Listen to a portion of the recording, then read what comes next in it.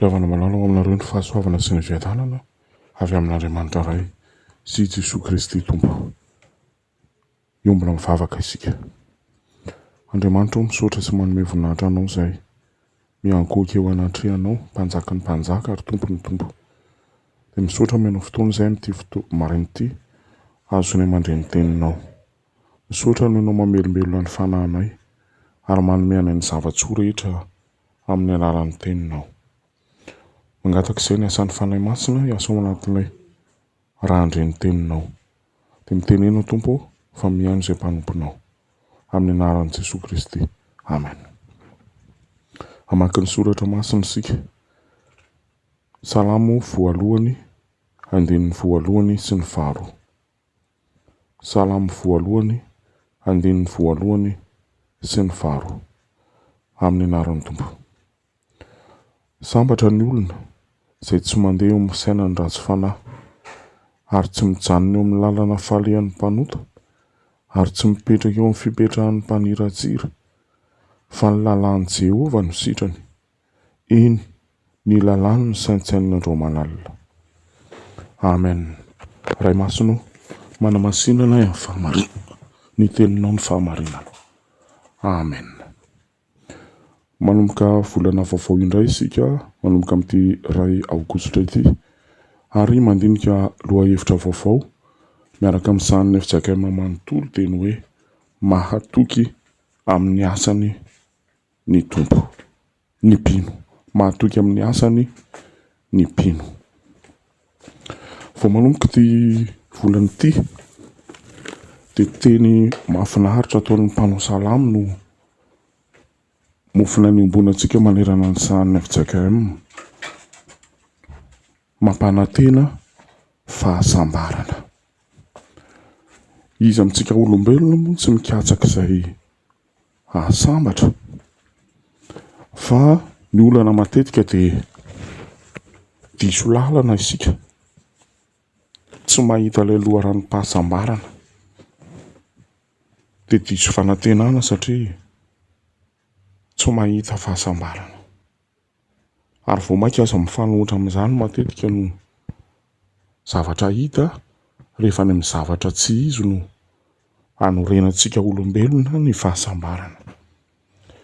Ary misy voambolana tena miverimberina ato amin'ny salamo dia isan'ny verina betsaka ato ny voambolana hoe sambatra.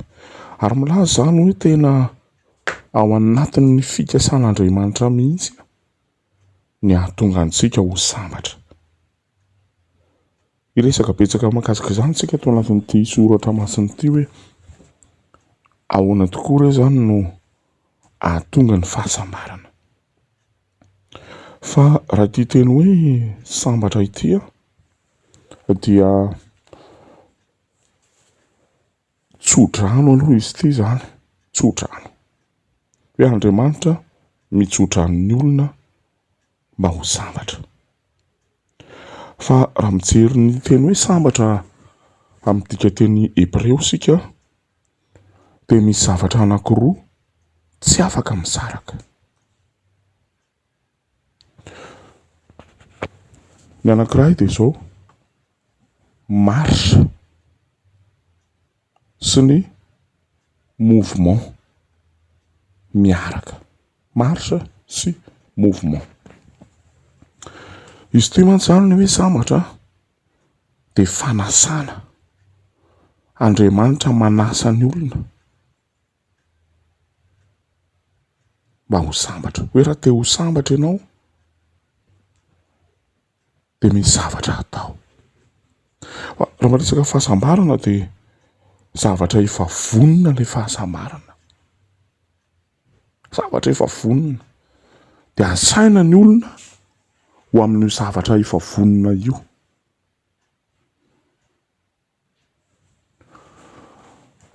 Izany hoe tsy maintsy manatona ianao izany. Ary izay ilay dikan'ilay hoe marche sy mouvement. Tsy maintsy manatona an'ilay fahasambarana ianao. Izay vao tonga amin'ilay hoe fahasambarana. Izany hoe tsy azo ho azy io fahasambarana io, fa misy safidy, misy fanapahan-kevitra avy any amin'ilay olona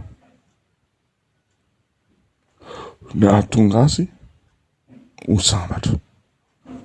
Fa mba hatanteraka an'izany dia misy sarisary ataon'ny mpanao salama eto hoe tsy mandeha, tsy mijanona ary tsy mipetraka. Hoe tena misaraka amin'ny ratsy. Izany hoe ny olona rehefa manao ratsy miombina amin'ny ratsy, satria eto dia eo amin'ny tontolo hodidinina olona tsy matahotra an'Andriamanitra ny mpanao salama, ratsy fanahy, mpanota ary mpaniratsira.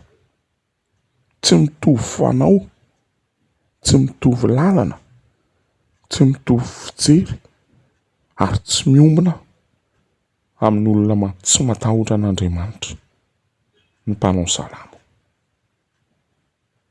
Izay ilay sarisary aseho amin'ny mpanao salama eto. Izany hoe tena fanapahan-kevitra sy safidy. Maverina foana izay foto-kevitra hoe fanapahan-kevitra sy safidy ny ho sambatra na tsia. Izany hoe tena lalana hafa mihitsy, lalam-pahasambarana omanin'Andriamanitra ho an'ny olona. Rehefa avy nanao an'izay sarisary izay ny mpanao salama dia hazavaina amin'izay ny andinin'ny faharoa hoe ahoana amin'izay ary izany no ahasambatra. Dia mazava eto ny hoe ao amin'ny lalàn'i Jehova, ao amin'ny fisaintsainana ny lalàn'i Jehova ny tsy ambarantelon'ny fahasambarana. Raha miresaka hoe lalàn'i Jehova isika, mahatonga tenenina eto izany ilay lalàna dia io dia ilazana ny hoe tari-dalana.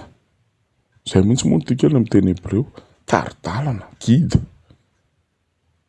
Izany hoe izay manaiky ho tarihan'ny tenin'Andriamanitra, izay manaiky fa ny tenin'Andriamanitra no mitari-dalana azy. Izay manaiky fa ao amin'ny tenin'Andriamanitra no misy ny tari-dalana, izay no sambatra. Dia vao mainka moa mafisy ny mpanao salama izany ao amin'izay misaintsainina ilay tenin'Andriamanitra. Olona feno tenin'Andriamanitra no hanana fahasambarana.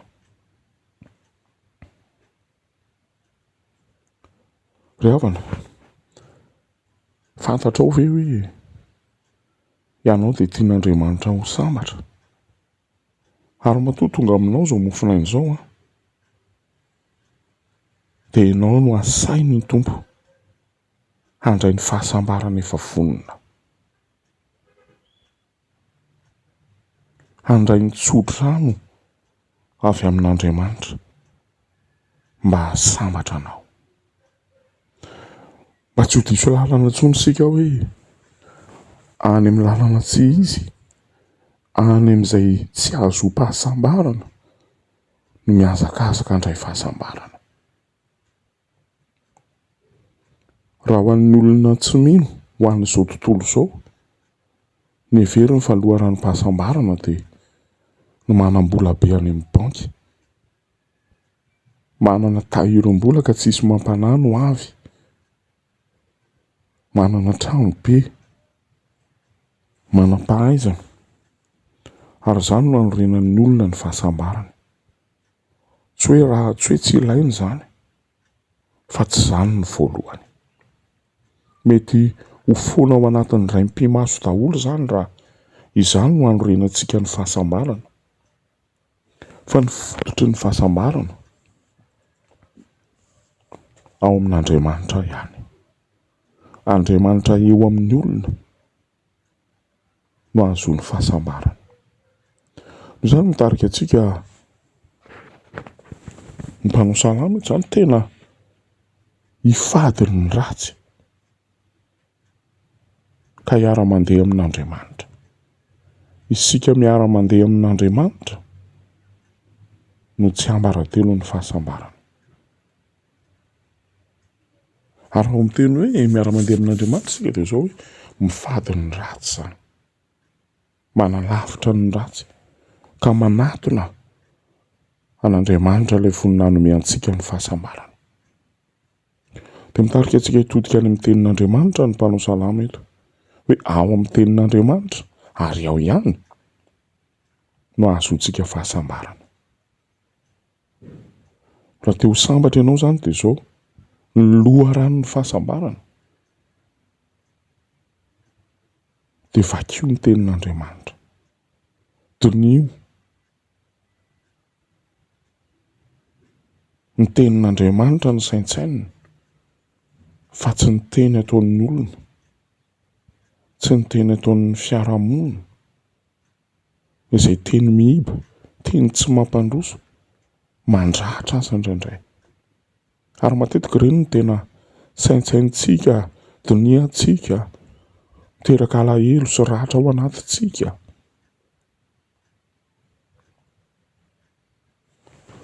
Fa ny tenin'Andriamanitra tsy mba toy izany. Dia ny fanontaniana mipetraka dia izao hoe manam-potoana mankina ny tenin'Andriamanitra ve ianao? Manam-potoana hianona ny tenin'Andriamanitra ve? Ary voninahindray tsara izay ambaran'ny tenin'Andriamanitra ve mba ho sambatra? Matetika ny tenin'olon-kendry, ny tenina filozofy, ny tenina manam-pahaizana ireny no saintsaintsika dia mandany andro tsika mieritreritra hoe inona moa no dikan'izany nefa tsy mitondra ninona ho antsika akory ireny. Anio ary havako dia tsarovo hoe te hanome anao fahasambarana ny Tompo. Dia saintsainy ny tenin'Andriamanitra.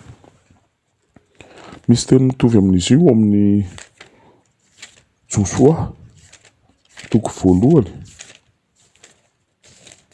nampaherezan'Andriamanitra ny Josoa. Josoa toko 1:9 amin'ny anaran'ny Tompo. Aoka tsy hiala ny vavanao ty boky ny lalàna ity, fa saintsaino andro manalina hitandremanao anao arak'izay rehetra voasoratra eo. Ary amin'izany dia lavorary ny lalanao ianao sady ambinina. Dia taonantsika ry havako, rehefa manasa anao ny Tompo androany handray fahasambarana dia mandehana amin'io lalana io. Ary ny lalana atorin'ny soratra masina antsika dia ao amin'ny saintsainana ny tenin'Andriamanitra.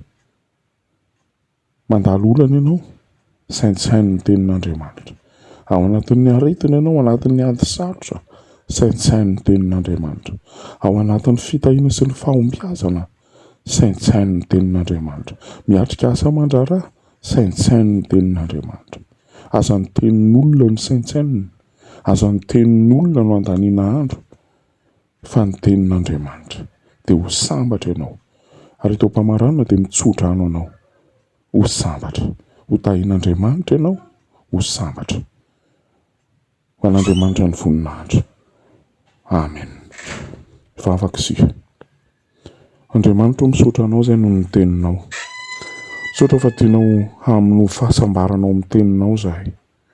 Dia amin'ity tontolo andro ity dia anao Andriamanitra no hitsodrano anay ho sambatra, hisaintsainanay ny teninao. Andro manalina dia ho tahianao izay hatrika ny tontolo andro ka hitanao Andriamanitra manome anay fahasambarana. Amin'ny anaran'i Jesosy Kristy ilay nampianatra anay vavaka hoe Ray anay izay any an-danitra, ho hamasina ny anaranao, ho tonga ilay ny fanjakanao atao alay ny sitraponao, hitetantaka ny any an-danitra, eo alay ny nasaza ao anay, ary mamelana ireo ketaka namelana izay meloka taminay. Aza mitondra anay amin'ny fakapanahy, manafahanay amin'ny ratsy, hanao ny fanjakana sy ny hery, hanao ny voninahitra mandrakizay. Amen. Ray sy ny sodrano, tonoana amin'ny anaran'ny Tompo. Tahinareo ny Tompo ka miaranareo. Mampamirapiratra ny tavany aminareo ny Tompo ka mamindra fo aminareo. Malandratra ny tavany aminareo ny Tompo ka manome anareo ny fiadanana. N'Andriamanitra rery ny voninahitra, amin'ny anaran'ny Ray, Zanaka, Fanahy Masina. Amen.